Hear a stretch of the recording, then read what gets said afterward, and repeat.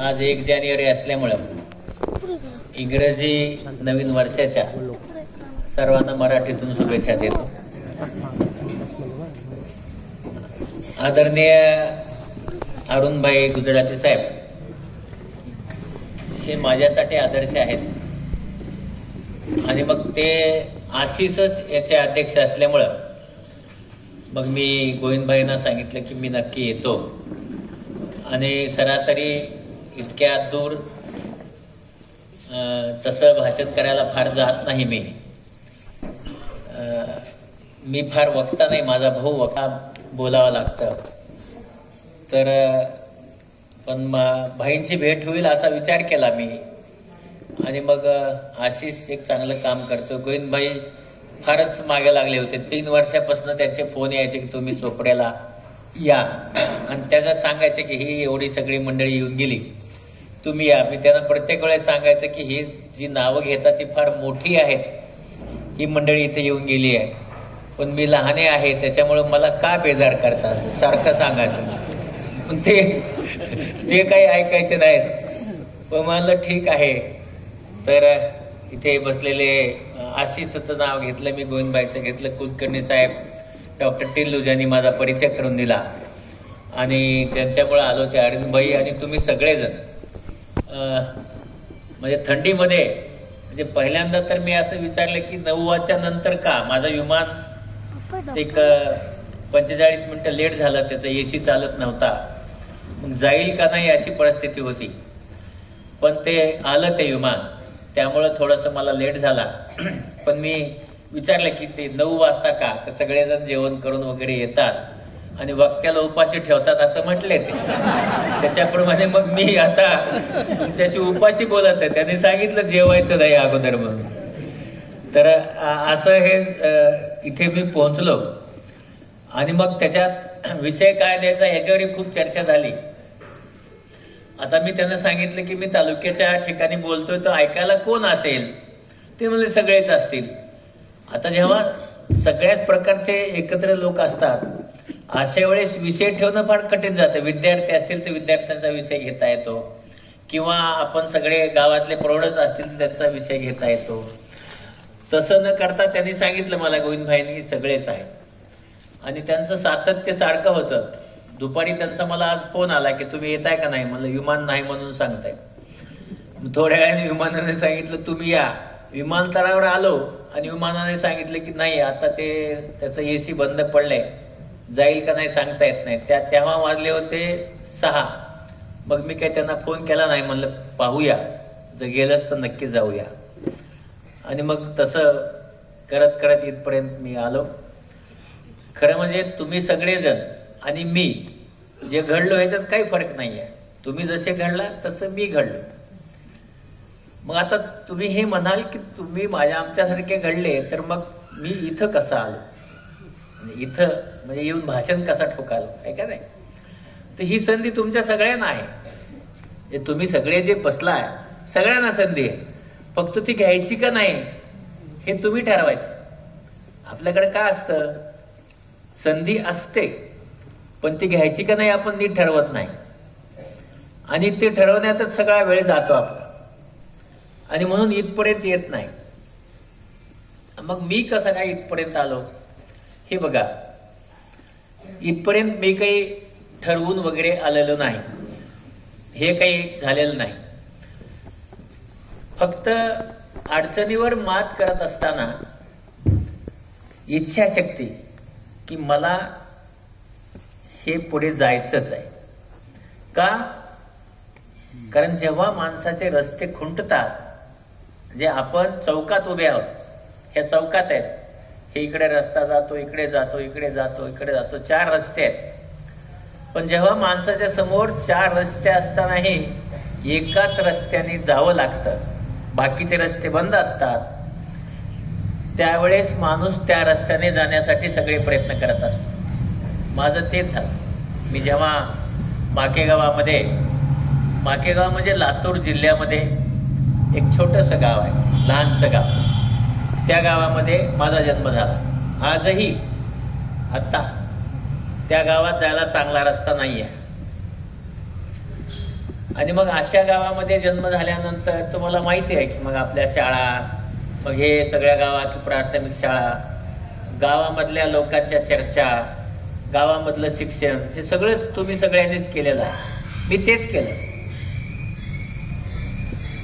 गावामध्ये, माझ्या गावामध्ये प्राथमिक शाळा उघडली होती आणि त्याला 10 विद्यार्थी पाहिजे होते. पहा, म्हणजे माणसाचं जर आपण असं म्हणूया नशीब असेल तर काहीही मिळू शकतं. आणि मी त्यावेळेस 6 वर्षाचा होतो. तर ते तिकटे गुरुजी नावाचे गुरुजी होते. त्यांनी माझ्या वडिलांना सांगितलं की जरा पोराला शाळेत घाला. माझे वडील म्हणले शेतात कोणी काम करायचं. त्यांची काही चूक नाही आहे. घरात मोठा होतो मी, त्याला कसं शाळेत घालता येईल म्हणले. मग गुरं कोण राखणार? गुरं राखतो तो, कसा काय शाळेत येईल?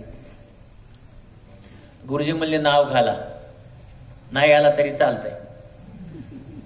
म्हणजे मास्तर हुशार असेल तर काय करू शकतात त्याचं ते उदाहरण आहे. नाव घाला म्हटले.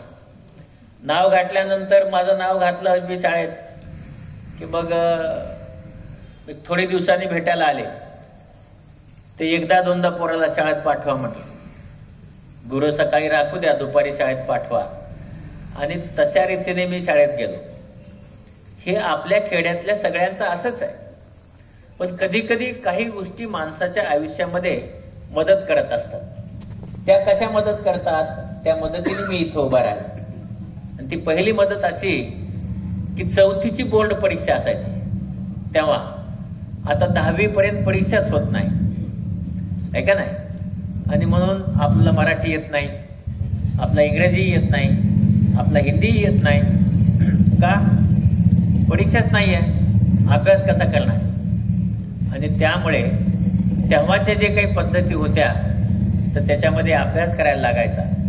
तर तसा तो 4थीमध्ये मी परीक्षा दिली बोर्डाची. बोर्डाच्या परीक्षेमध्ये कारेपूर नावाचं केंद्र होतं, त्याच्यात पहिला आलो. कसं असतं की माणसाच्या आयुष्यामध्ये काही गोष्टी त्या हळूहळू मदत म्हणून, टेकू म्हणून काम करत असतात. तो एक टेकू जो मला मिळाला 4थीच्या परीक्षेचा. 5वीपासून गावामध्ये संस्था निघाली होती, 5वी ते 10वी.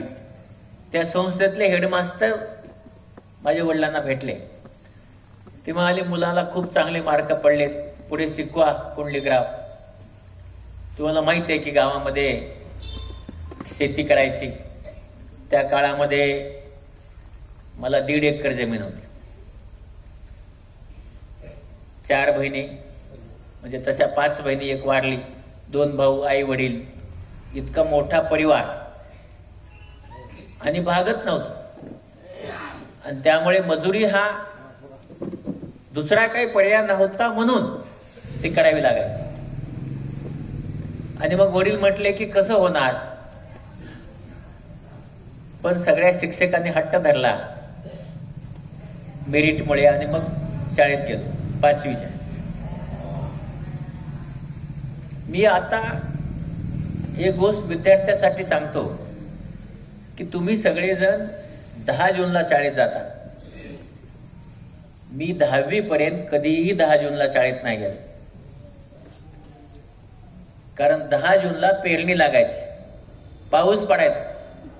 आणि माझे वडील सांगायचे की शेत पेरा, त्याला खुरपणी कोळपणी झाली त्याच्यानंतर माझे वडील शाळेत पाठवायचे. 15 ऑगस्टला मी शाळेत जायचे. म्हणजे जून, जुलै आणि ऑगस्टचा काही भाग मी कधीही शाळा केलेली नाही. आणि मग एकदा शाळेत गेलो की अगोदरचा काय सिलेबस झाला, मुलांना काय शिकवलं, हे मुलांच्या वह्या घेऊन मी लिहित असे. पण आणखी एक गोष्ट सांगतो. मला हे कळत होतं की मी जर शिक्षण नाही घेतलं तर एवढे सगळे घरचे लेकरं सांभाळणार कसे? आणि इच्छाशक्ती. पण अभ्यासाला काय?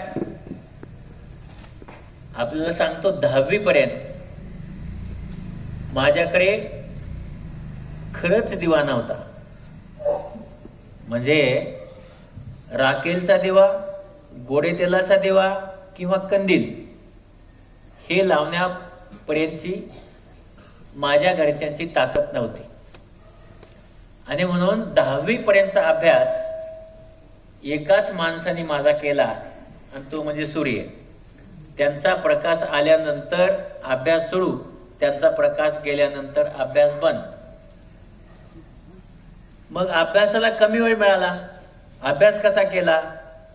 सकाळी गुरे चारताना, रोज सकाळी गुरे चारावीच लागायची 10वी पर्यंत. एकही दिवस असा गेला नाही ज्या दिवशी मी गुरे नाही चारले. आणि त्यांच्या मागे मी अभ्यास करायचो. आणि निश्चित तुम्हाला सांगतो की आपली जी मोठी माणसं आहेत, जसे तुकाराम महाराज आहेत, वृक्षवल्ली आम्हा सोयरे वनचारी, खरंय ते. तुम्ही जेव्हा अशा सानिध्यात, निसर्गाच्या सानिध्यात वाचता, तेव्हा तुम्ही खूप समजून घेता.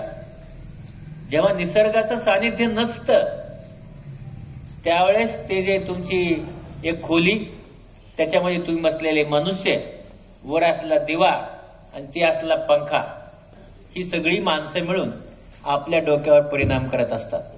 आणि त्याच्यात जे डोक्यात जायचं ते कधीच जात नाही. ते पंख्याचा आवाज गुय, इकडे लाईट, आणि पुस्तकावर डोळे, इंग्रजीत काय म्हणतो, स्लाइड होता, स्लाइड. हा हा हा, ते काही घुसेल असं नाही सांगताय.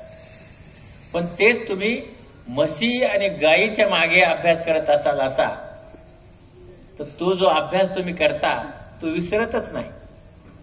का? निसर्ग आहे, निसर्गात करताय तो अभ्यास तुम्ही. आणि आपलं सांगतो की त्यावेळेस मला धडे पाठवायचे, धडे आता होत नाहीत, कारण मी आता निसर्ग सोडला आणि सगळं म्हणजे त्या सगळ्या आपण त्यामध्ये सिमेंटच्या जंगलात राहतो. तर हे निसर्ग जो आहे, त्यामुळे 10वी पर्यंत मी शाळेतला पहिला नंबर कधीच नाही सोडला. 5वीला पहिला ते 10वीला पहिला, म्हणजे ह्या प्रत्येक वर्षी पहिला नंबर मी मिळवलाच. फार कठीण नाहीये हे, पण त्याच्यासाठी जे काही वेळ मिळतो, सकाळचा 2 तास, संध्याकाळचा 1 तास, त्यावेळेस इच्छाशक्तीने मेहनत करणे हे माझं काम होतं. आणि त्या मेहनतीने मी पुढे जात झालो. म्हणजे फरक काय? काहीच नाही. तुम्ही तेच करता, मी तेच करतो, फक्त मी थोडस इच्छाशक्ती लावतो. दुसरं कसं आहे, आपल्याला समजा अडचण आली, अडचण, आता पहा, आपलं अडचण आली मुलाला, काय करतो मुलगा? आईला सांगतो की माझं डोकं दुखतंय, आहे का नाही? किंवा मग मला काहीतरी होत आहे. आणि तो मुलगा किंवा मुलगी अभ्यासाला मार्क कमी पडल्यानंतर आपल्या शरीरामध्ये कुठंतरी व्यंग आहे हे दाखवून त्याच्यातनं सुटका करून घेतात. आपल्या सगळ्यांचा जो IQ आहे, सगळ्यांचा, डॉक्टर म्हणून सांगतो, हा सारखा IQ आहे. मेंदू सगळ्यांचा सारखा आहे. पण हा मेंदू सगळ्यांचा सारखा असल्यानंतर 40% मार्क एकाला आणि एकाला 100% का? त्याचं कारण आहे तुमची जी सातत्य अभ्यासाचं, इच्छाशक्ती, हा जर तुमचा नसेल तर पुस्तकं कितीही समोर आले तर ते डोक्यात शिरत नाही. दुसरं अडचणी, हे बघा, अडचणी ज्याला येत नाहीत तो कधीच यशस्वी होत नाही. आणि म्हणून नेहमी लक्षात ठेवा, माणसाला अडचण आली की समजायचं की मी आता ह्याच्यावर मात कसा करेल, इकडे लक्ष द्या. अडचण आली म्हणून त्याला घाबरून पळायची गरज नाही. अडचणी येतच असतात. आणि अडचणी जर आल्या तर त्याला मात करत असताना पूर्ण इच्छाशक्ती बाळगा. कारण हाच एक वय आहे, वय 20 ते वय 30, 10 वर्षे.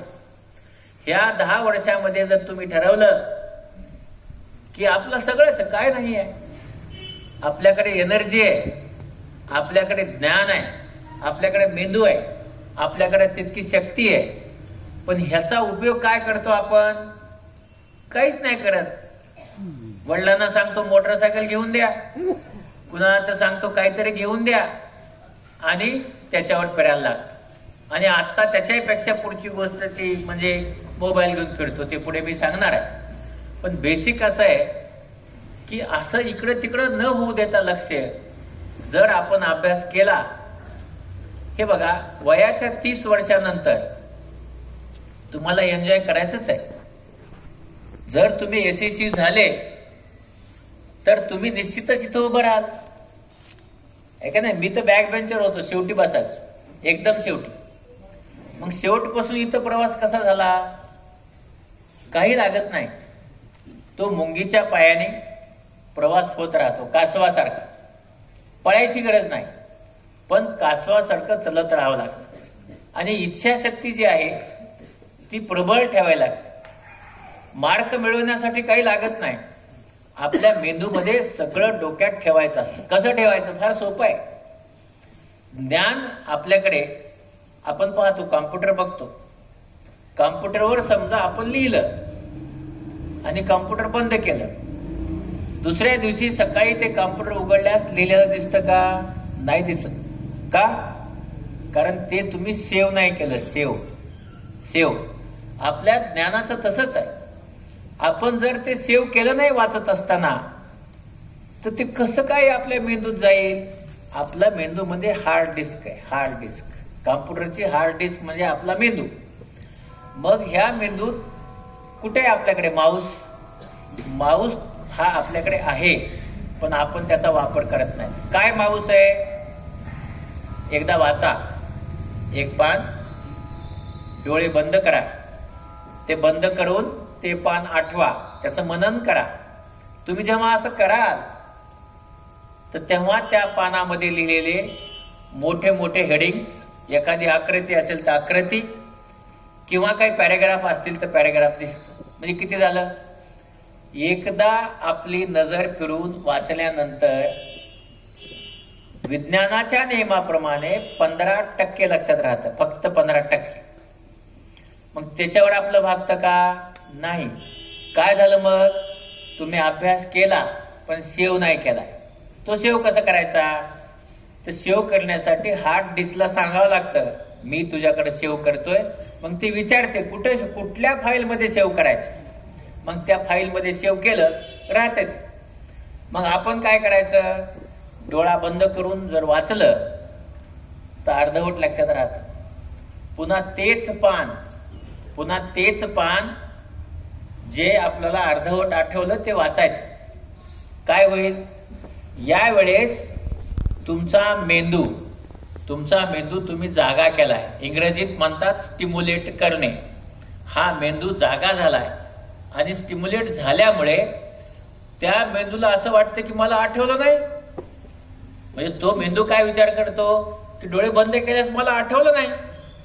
आणि मग त्या मेंदूला इगो येतो आणि तो हा हे तर मला आलं पाहिजे. आणि दुसऱ्यांदा जेव्हा तुम्ही ते पान वाचाल तेव्हा ते पान 60 ते 70% तुमच्या लक्षात राहतं. आणि ते किती दिवस राहतं, हे ज्ञान आहे. हे ज्ञान कमीत कमी 12 वर्षे एक टप आपल्या डोक्यात राहू शकतं. पुढे किती दिवस राहील सांगता येत नाही, पण 12 वर्ष नक्की राहत. मग परीक्षा कितीही द्या हे ज्ञान जात नाही, सेव्ह झाले. आपण काय करतो, पानं वाचून काढतो, मध्ये काय गेलं 15%, आहे का नाही. आणि मग सांगतो अभ्यास खूप केला गा आई, पण मला मार्क नाही पडले. खरंच केला असतो अभ्यास, पण मार्क का पडत नाहीत, कारण अभ्यास करायची पद्धती माहित नाही. एक. दुसरं, अभ्यास कधी करतो, परीक्षा आल्यानंतर 3 महिने अगोदर. म्हणजे आतापर्यंत इतिहासामध्ये असं फार कमी लोक सापडलेत मला की जे वर्षाच्या सुरुवातीपासून 1 तास फक्त अभ्यास करावा नाहीत करत.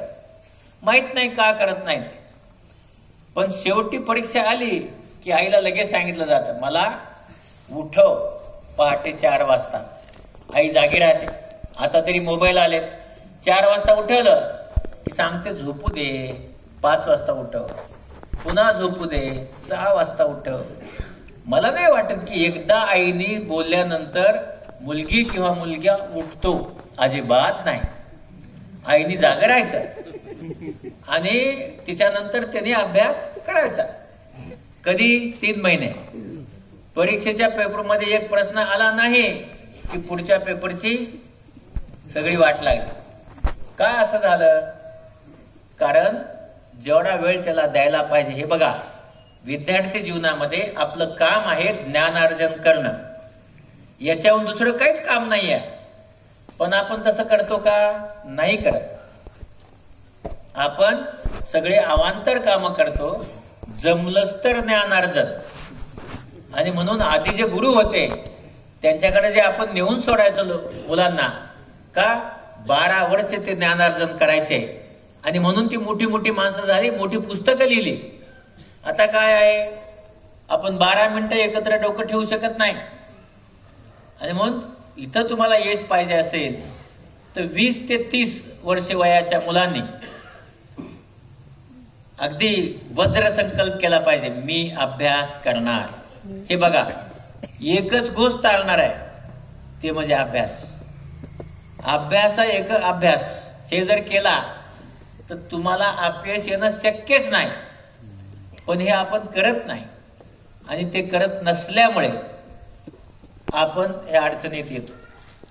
आपलं दुसरं काय असतं, नियोजन खूप चांगलं असतं. शाळा 10 जूनला सुरू झाली की आपण एक वही घेऊन नियोजन करतो, हे रोज करणार. आणि मग ते पुन्हा आपलं आठवतं फेब्रुवारी महिन्यात परीक्षेच्या आधी. म्हणजे जून पासून फेब्रुवारी पर्यंत केलेलं नियोजन शून्य, वाचतच नाही आपण. आणि मग त्यामुळे आपला यश येत नाही. बाबांनो, हे लक्षात ठेवा की जर तुम्ही हा अभ्यास व्यवस्थित केला, कसलाही असो, हे बघा, कुठलंही पुस्तक, कुठलाही अभ्यासक्रम हा चांगला असल्याशिवाय तो आपला शिकवला जात नाही. म्हणून विश्वास ठेवून अभ्यास करा. जे आवडते त्याच्यावर अभ्यास करा. आई वडील म्हणतात म्हणून करू नका, कारण तुम्ही तसं केलं यश येत नाही. तुम्हाला आवड झाली पाहिजे, हे मला करायचंय असं झालं, यश नक्की येत. तर मी 10वीच्या परीक्षेमध्ये आजारी होतो, टायफॉइड झाला. पण मला मास्तर म्हणले परीक्षा द्या, शिक्षक खूप चांगलं काम करू शकतात, खूप चांगलं. म्हणजे शिक्षक हे मुलांना खरंच घडवू शकतात. शिक्षकांनी मुलांना घडवलं पाहिजे, डिव्होशन दिलंच पाहिजे, कारण तेच सगळी माणसं आहेत की ज्याच्यामुळं मुलं घडू शकतात. आणि जेव्हा 10वीची परीक्षा द्यायला लावली, विद्यार्थ्यांसाठी सांगतो, हायर मॅथ होतं त्यावेळेस. 20 मार्काचं गणित यायचं, एक प्रमेय यायचा, प्रमेय. जुनी माणसं असतील त्यांना माहिती आहे. तर तो मला शिकवला नव्हता, मी आजारी असल्यामुळं. माझ्या गुरुजींनी तो मला लिहून दिला. माझ्या गांडीवर माझेच मास्तर होते, तिथल्या केंद्राचे इन्चार्ज ही माझेच मास्तर होते. हे दोघंही आले, ते म्हणाले की तात्या, हे तुला येत नाही, तू लिही. का? त्यांना माहित होतं मी हुशार आहे, आणि हुशार असल्यामुळं जर हे मार्क एवढे गेले तर मला मेरिट येणार नाही. मी ती कॉपी खिशात घेतली आणि ठेवली. लक्षात ठेवा, मी लिहिली नाही. का नाही लिहिली? त्यावेळेस माझं काय मन म्हटलं, मी का खिशात ठेवली, हे मला आज सांगता येणार नाही. पण मी ती कॉपी लिहिली असती तर मी नक्कीच इथं आलो नसतो. कारण उदार ज्ञानाने माणूस मोठा होत नाही.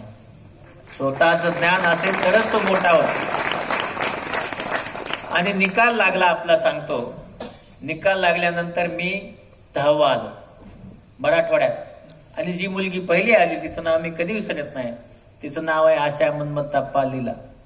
तर तिला माझ्यापेक्षा फक्त 15 मार्क जास्त. मी ते लिहिलं असतं तर त्या नीलापेक्षा मला जास्त मार्क पडून मेरिटमध्ये आला असतो. पण ते मेरिट हे माझं खरं मेरिट नव्हतं, हे माझं खरं मेरिट आहे. आणि म्हणून आयुष्यात एकच गोष्ट देऊन चला, खरं. खोटं थोड्या वेळ माणसाला चांगलं वाटतं, पण ते माणसाला कधीच साथ देत नाही. सत्याची बाजू यश आणतेच, उशिरा, लवकर नाहीये, लक्षात ठेवा. आणि म्हणून मी जेव्हा मेरिटमध्ये 10वीत आलो, 10व्यामध्ये, तर पुन्हा सगळ्यांनी सांगितले ह्याला कॉलेजला घाला. पण खरंच वायपत नव्हती वडिलांची. मलाही माहित होतं काही नाहीये त्यांच्याकडे. आणि मग परळी वैद्यनाथच्या कॉलेजमध्ये त्यांनी 20 मुलांची बॅच केली. तेव्हा MBBS ला खूप महत्व होतं. 20 मुलांची बॅच केली होती 74ला. त्यांचं जेवण, त्यांची राहायची सोय, त्यांची पुस्तकं हे सगळं ते देणार होते. आणि मी तर मराठवाड्यात 10वा त्या शाळेत पहिला होतो त्या कॉलेजमध्ये. मी गेलो ऍडमिशन घ्यायला आणि मग पहिलाच असल्यामुळे इंटरव्ह्यू देशपांडे नावाचे प्रोफेसर माझा इंटरव्ह्यू घेत होते. हे बघा, माणसाला अडचणी येतात त्या सुटल्या पाहिजे. त्यांनी काय विचारलं मला, ते म्हणले हे वाच. पुस्तक दिलं वाचायला. तुम्ही सगळेजण माझ्यासारखे आहात. आपले प्रोनाउन्सिएशन कुठून येतात? आपले प्रोनाउन्सिएशन हे शिक्षक जे सांगतो ते प्रोनाउन्सिएशन येतात. तुम्ही स्वतः प्रोनाउन्सिएशन, आता गुगल आला त्याच्यात प्रोनाउन्सिएशन येतात. पण याच्या आधी शिक्षक सांगायचे तेच यायचे ना. तर माझा शिक्षक मला सांगायचा ते प्रोनाउन्सिएशन, त्याच्यामध्ये स्टमक लिहिलं होतं. स्टमक. मी स्टमच वाचलं. स्टमच. मला सांगा, स्टमच आणि स्टमक काय फरक पडणार आहे? काय नाही. पण तिथं फरक पडतो पुढच्या माणसाच्या विचारश्रेणीचा. तिथं जे बसले होते देशपांडे साहेब म्हटले, ह्याला साधं स्टमकचं प्रोनाउन्सिएशन येत नाही, हा डॉक्टर कसा होणार? आणि मला हकलून दिलं. नंबर लागला नाही. हे बघा कसं आहे. अडचण आली ना. माझ्या दुसरे काळे सर भेटले. ते म्हणले शेतकरी असते. म्हणलं हो. पाणी घाल म्हणले झाडाला. परळीला गेला, वैद्यनाथ कॉलेजचे झाडं बघा. त्या झाडांना मी रोज 50 घागरी पाणी घालायचो. 7 महिने 30 रुपये मिळायचे. त्याच्यातले 10 रुपये आई वडिलाला पाठवायचे. 20 रुपयामध्ये माझं शिक्षण करायचं. PUC आणि फर्स्ट इयर. तेव्हा 11वी-12वी नव्हतं. फर्स्ट इयरची परीक्षा दिली. आणि आता यापुढे मी खरंच शिकू शकत नव्हतं, कारण वडिलावर त्यावेळेस कर्ज झालं होतं आणि आता शिकणं शक्य नाही असं म्हणून मी गावाकडे गेलो. 2 वर्ष मेहनत केली आणि निकाल त्यावेळेस काहीतरी आंदोलन झालं, मराठवाडा आंदोलन वगैरे, विकास आंदोलन काहीतरी झालं आणि ते उशिरा लागले निकाल. ऑगस्ट महिन्यामध्ये काळे सर जे बॉटनीचे प्राध्यापक होते ते माझ्या गावात याला रस्ता नव्हता, बैलगाडी, फक्त बैलगाडी जात होती. ते उतरले पानगावला, तिथून सायकल किरायाने घेऊन ते माझ्याकडे येत होते. माझं शेतीमध्ये होतो, वर पाहिलं त्यांना डोंगरावून येताना. म्हणलं इथं काळे सर आहेत. म्हणजे मनात अशी पाल चुकचुकली, माझं काहीतरी चांगलं झालंय. आणि ते जेव्हा आले तेव्हा मराठवाडा नावाचा पेपर होता, त्याच्यात पहिल्या पानावर माझा फोटो आला होता की तात्याराव लहाने हे पुन्हा 10व्या नंबरनी मराठवाड्यात उत्तीर्ण झाले आणि मेडिकलला नंबर लागला. मला बॅच मध्ये घेतलं नाही, मी मेहनत केली. त्या 20 लोकांचं काय झालं ज्यांना घेतलं होतं? आपल्या माहिती सांगतो, त्या 20चे 20 लोक मेडिकलला एकही गेला नव्हता. म्हणजे त्या दिवशी जर मला त्या 20 मध्ये प्रवेश मिळाला असता तर मीही मेडिकलला लागलो नसतो. पण प्रवेश नाकारला म्हणून मी लागलो. म्हणजे काय झालं? तुम्हाला अडचण आली की यश येतं, अडचण आली नाही यश येत नाही. तर ती अडचण आली म्हणून मी यशस्वी झालो. आपलं सांगतो, तुम्ही खेड्यातले म्हणून सांगतो. मी जेव्हा PUC फर्स्ट इयरला शिकत होतो, एका घरी किरायाने राहत होतो. कंडक्टर, त्यांची मुलगी होती 10वी मध्ये होती. त्या कंडक्टरला म्हणलं ही मुलगी मला द्या आणि माझं शिक्षण करा. तर ते म्हणाले ओके. त्यांचे वडील पाटील होते. आपल्याला माहित नसतं ना, आपण खेडेगावातले. तर ते घोड्यावर बसून माझ्या गावात गेले. गावात गेल्यानंतर विचारलं, अरे पाहुणं कुठून आलं? रस्ते नसल्यामुळं.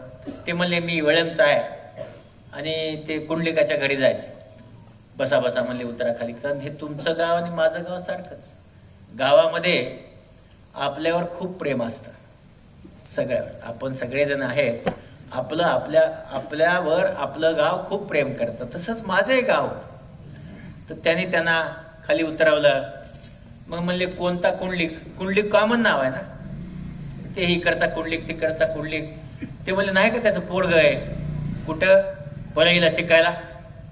हा म्हणले हो आहेत. या म्हणले चहा घ्या. घेतला चहा वगैरे. म्हणले त्यांच्या घरी तुमची नात देत आहे. हो. गावातलं प्रेम बघा किती छान आहे. ते म्हणले त्याला घरच नाही आहे, झोपडी. प्रेम खतरनाक. त्याला झोपडी म्हणले. शेतात राहतात म्हणले, गावामध्ये घर नाही, त्याला पत्र आहे.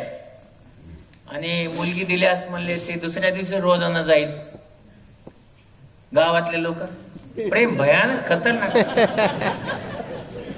तसं तुमचंही एकमेकावर असतं, मला माहित आहे ते सगळं. खतरनाक. आपण आपल्या माणसाला चांगलं म्हणतच नाही. काय म्हणत नाही देव जाणे. या राहतो सगळे एकत्र. तेव्हा अरे हे काय काही करतो, हे काय काही करतो. बाबांनो, माणसाचा जन्म पुन्हा मिळत नाही. तुम्ही जे काही ऐकता ते थोत्तांड आहे. पुनर्जन्म वगैरे कोणी बघितलेला नाही आहे. एकदा मिळतो. एकमेकावर प्रेम करा. प्रेम करू वाटलं नाही तर विरोध तरी करू नका. त्याने तसं सांगितल्यानंतर ते पाटीलच, तुम्हाला माहिती आहे पाटील म्हणल्यास कसे असते ते गेले परत. घरी माझ्या आले नाहीत. आम्ही आपलं पोहे बी आणून बसलो होतो. ते थोड्या दुपारी कळालं पाटील येऊन गेले म्हणून. का? गावाचं प्रेम. गेले. मग आता कसं लग्न होणार सांगा ना. गेले निघून. आणि मग माझा मेडिकलला नंबर लागला औरंगाबादला. अडीअडचणी होत्या, पुस्तकं नव्हते, पण लायब्ररीत जाऊन अभ्यास करायचो. शेवटचा लायब्ररीमध्ये मी शेवटचा अभ्यास वाचायचो. लायब्ररीयन म्हणायचे आता उठा. रोज म्हणजे जेवढे दिवस कॉलेज होतं तेवढे दिवस पुस्तक घरी नव्हतं वाचायला. लायब्ररीयनकडे जाऊन नोट्स काढायचो. 11 वाजले सांगायचे आता उठा, झालं आता लायब्ररी बंद करायची. हे रोज झालं माझं. शेवटच्या 3 महिन्यात कधी अभ्यास नाही केला मी. नोट्स काढायचो, त्या नोट्स परीक्षेत वाचायचो. पुस्तकं नव्हते. आणि याच्यावर 3rd इयरला आलो. तुम्हाला सांगतो माणसाच्या जीवनात काही घडू शकतं. 3rd इयरला आल्यानंतर रघुनाथराव मुंडे नावाचे एक आमदार होते आणि ते किशनराव देशमुख नावाचे एक आमदार होते. एक रेणापूरचे आणि एक अहमदपूरचे. मला सांगितलं हे 2 आमदार तुम्हाला भेटायला आलेत. म्हणलं कशाला बाबा आले आमदार?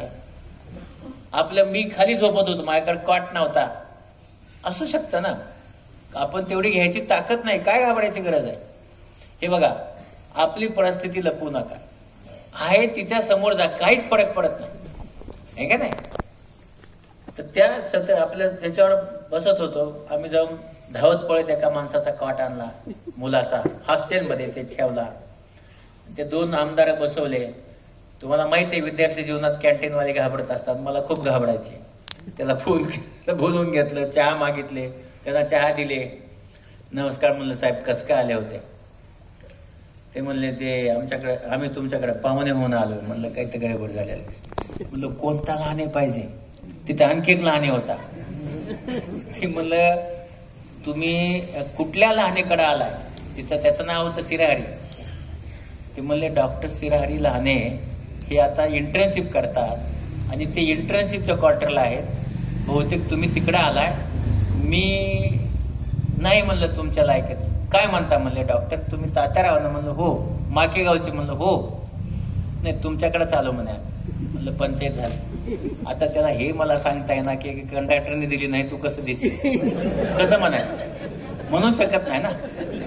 मग ते शेवटी मी म्हणालो की मी फार गरीब आहे म्हणलं, माझ्याकडे घर नाही, झोपडी आहे वगैरे.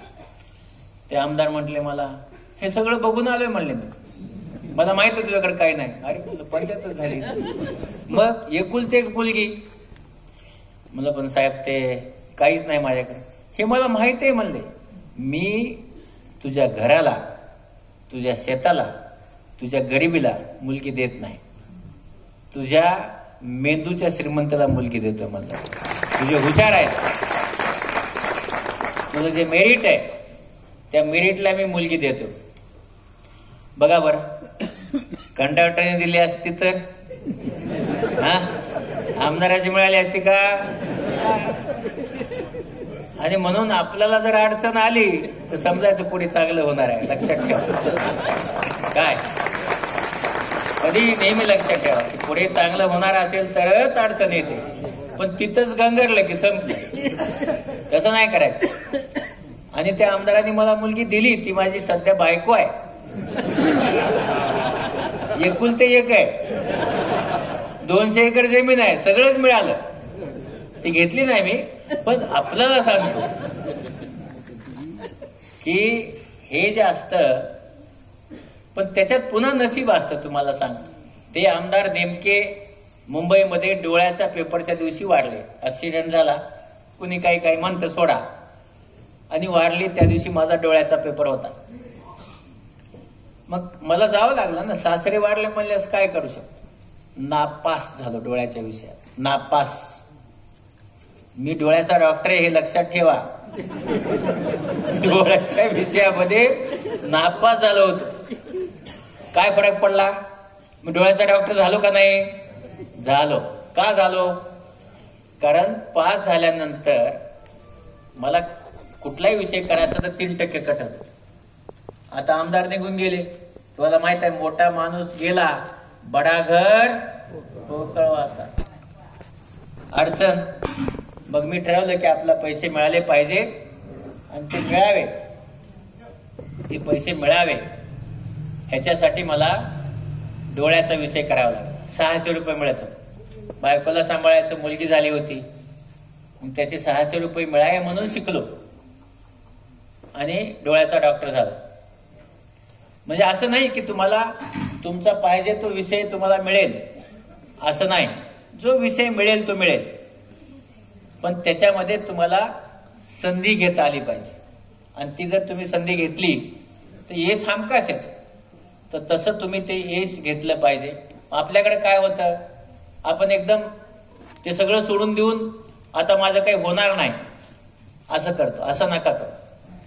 म्हणून आपल्याला येणाऱ्या ज्या संधी आहेत त्या घेतल्या पाहिजे. पण ह्या सगळ्यामुळे मी इथे नाही आलो.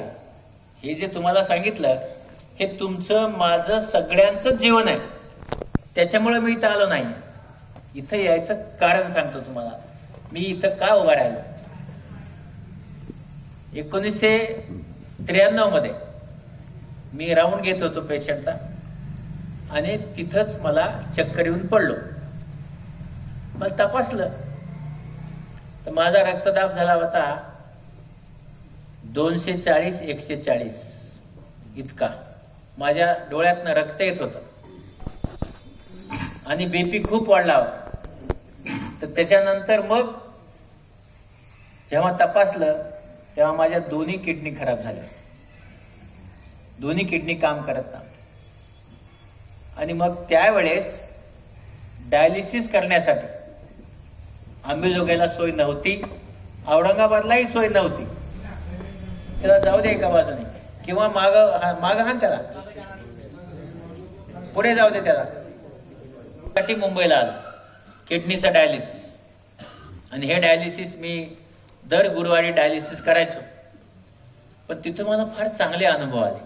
कारण मुंबईचे डॉक्टर अंबेजोगाईच्या डॉक्टर मधला मोठा फरक कळाला मला. त्या डॉक्टरकडे गेलो भेटायला, कृपलानी नावाचे भयानक मोठे डॉक्टर बॉम्बे हॉस्पिटलला.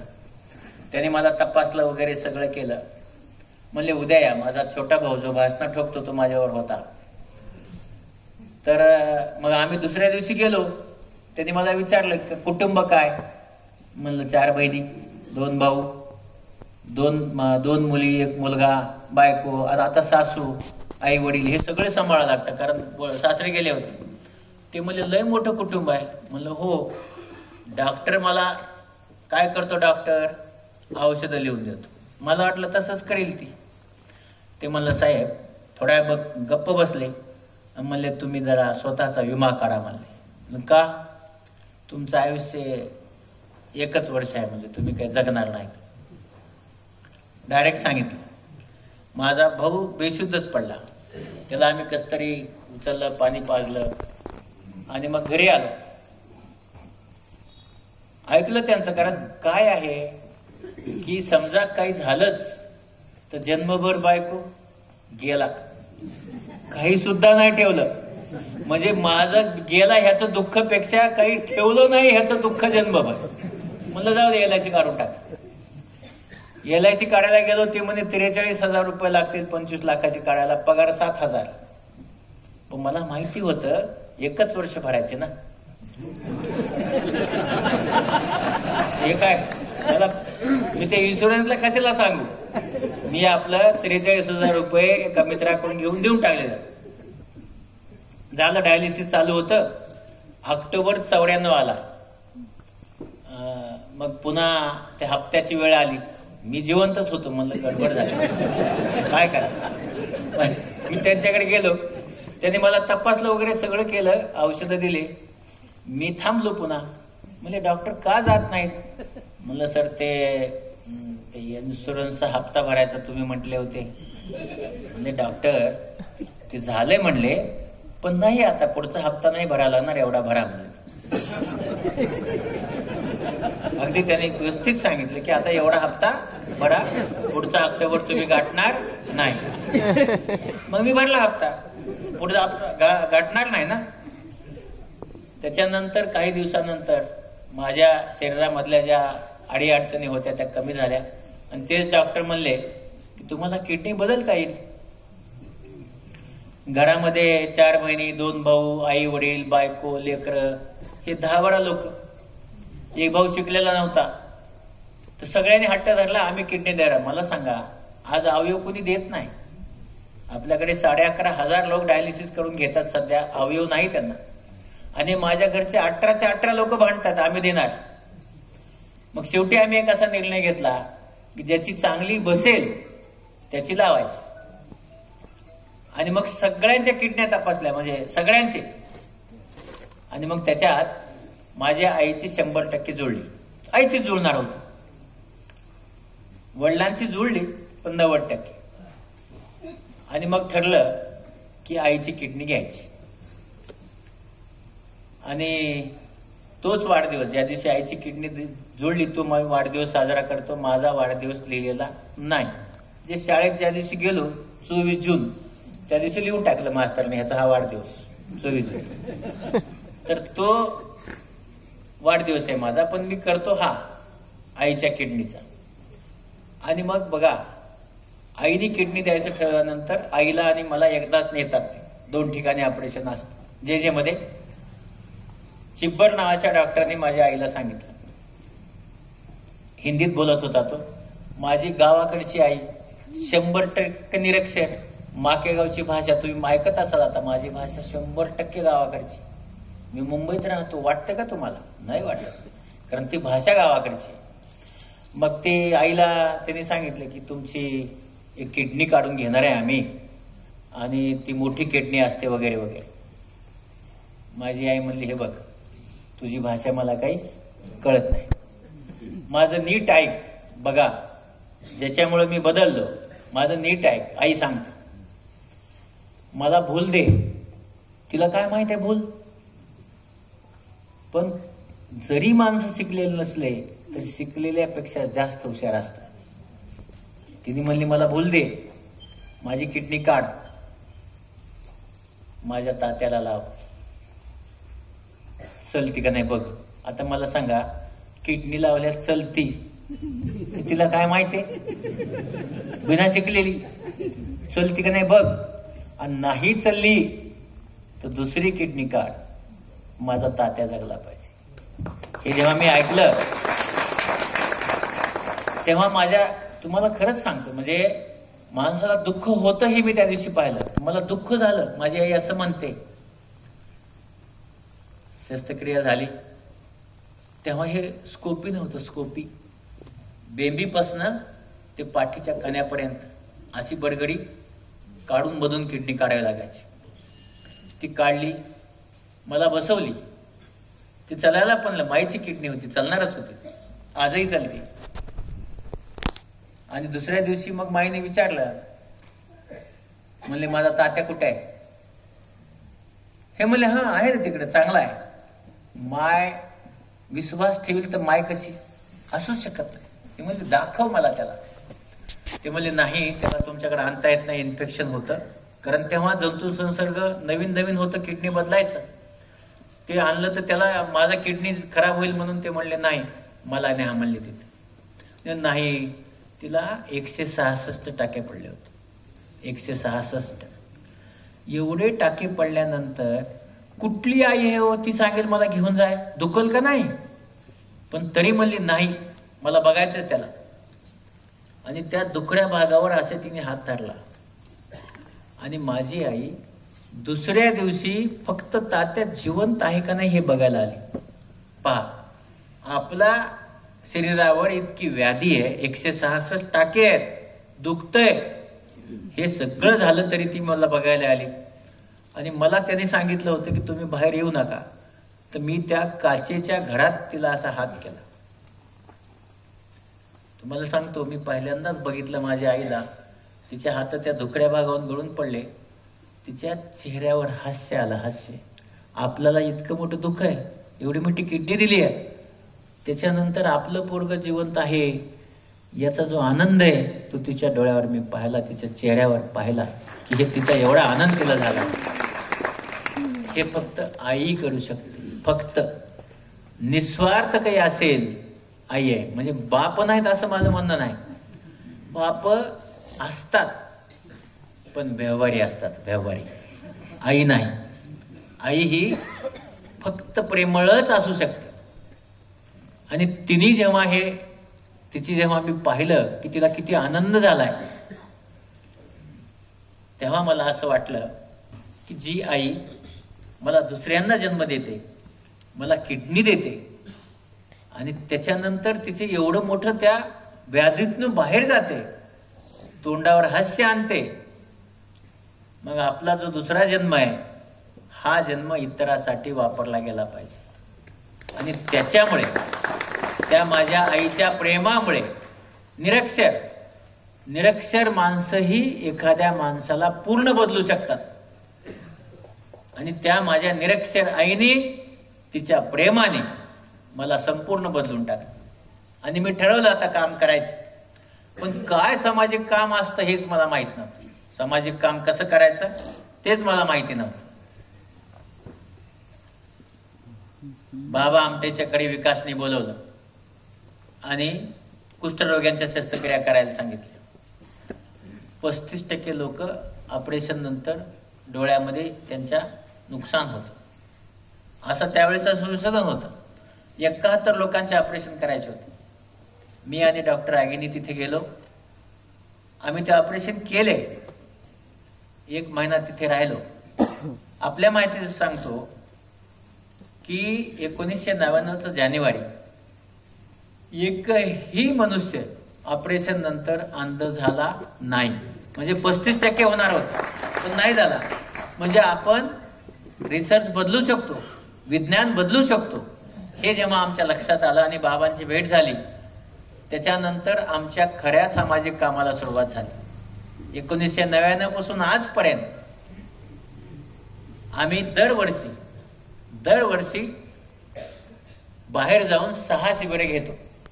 तुमच्या चोपड्यातही मी साहेबांच्यासाठी शिबिर घेतलं. दरवर्षी जाऊन शिबिरे घेतो. जळगावमध्ये किंवा जामनेरमध्ये मी खूप शिबिरे घेतली आहेत. ग्रामीण भागामध्ये जाऊन शिबिरे घेतो.